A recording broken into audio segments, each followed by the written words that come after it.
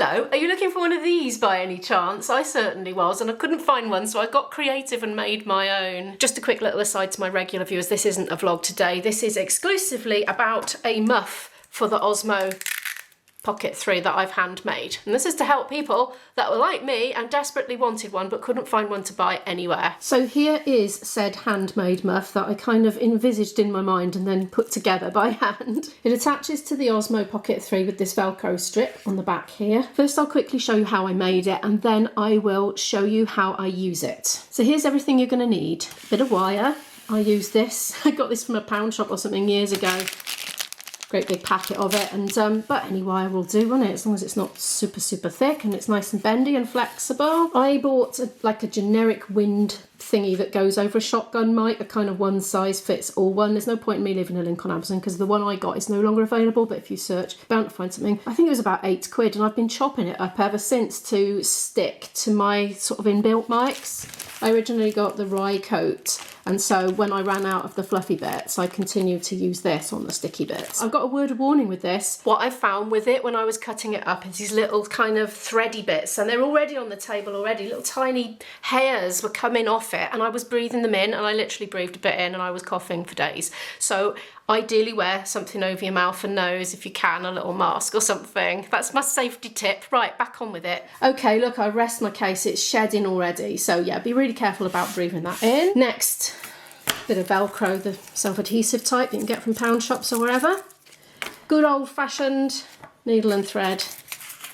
Now, I didn't film the process of me making this, so I'm going to try and do a reconstruction now because this video is a bit of an afterthought, to be honest. So I just kind of improvised. I twisted the wire around something like this, making sure to have loops here so that the mic hole is not going to be covered up by anything solid. Well, apart from, you know, the muff material.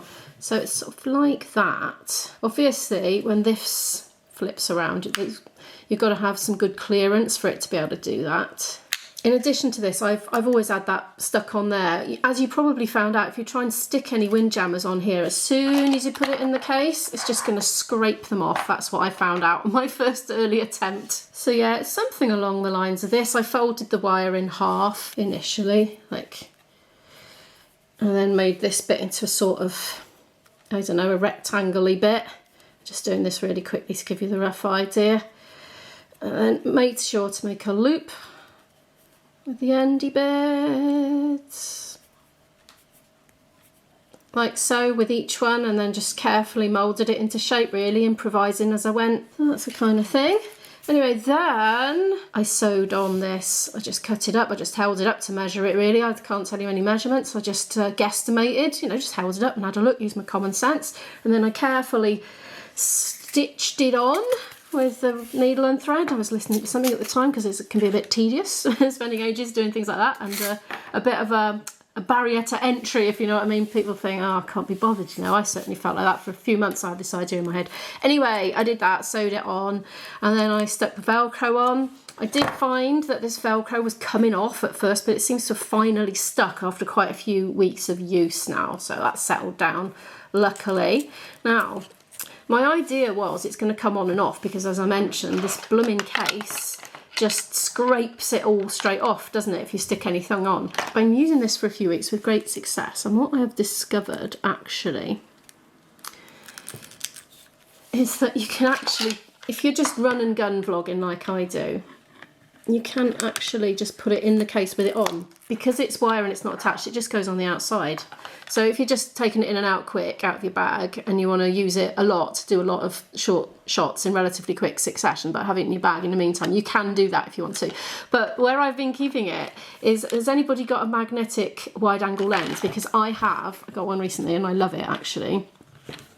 If you know, it clips on here, it's magnetic. I say clip, it sticks magnetically. So when I bought that, it originally came in this plastic box, and it's got a thing on it, and it's just been absolutely perfect for storing the muff. So I just attached it with a carabiner, and jobs are good. And then, so if you want to get it out quick, that of course is completely foldable because it's wire. And there we are, there's your kit then, you can carry around with you.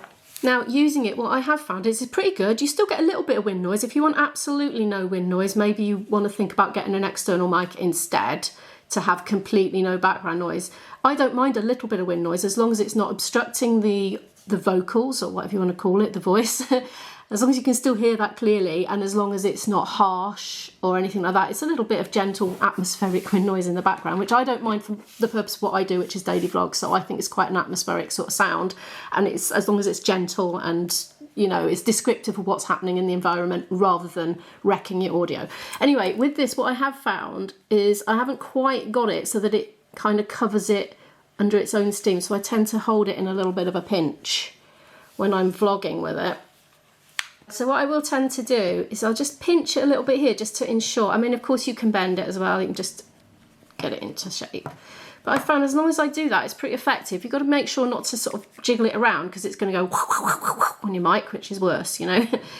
But yeah, other than that, it's been pretty effective. Let me know if you've got any ideas for improvements, because it's a bit of a prototype, work in progress. But I've been using it for weeks and I'm delighted with it. Honestly, it's basically made this usable outdoors without an external mic. I did think alternatively you might be able to use some sort of spongy stuff on the mics instead of the fluffy stuff if you haven't got fluffy stuff. You know, old headphones that you used to get, that used to have sponge on, something like that. I don't know, like, because I'm a musician and I use a mic on stage and there's like a little bit of sponge on there, so I suspect something like that would work as well. If you haven't got this to hand and you're just impatient, you want to rummage around your drawers and find something, maybe that will work. So anyway, I hope this little ad hoc makeshift video has been useful to you to trigger your imagination, help you get some ideas for your design. You can copy mine or you can modify it to your requirements. And yeah, happy filming, and feel free to give the video a like if you'd like to help this little video out. Helps with the algorithm and all that stuff. Thanks for watching. Bye. Oh, and by the way, I normally make vlogs about my life.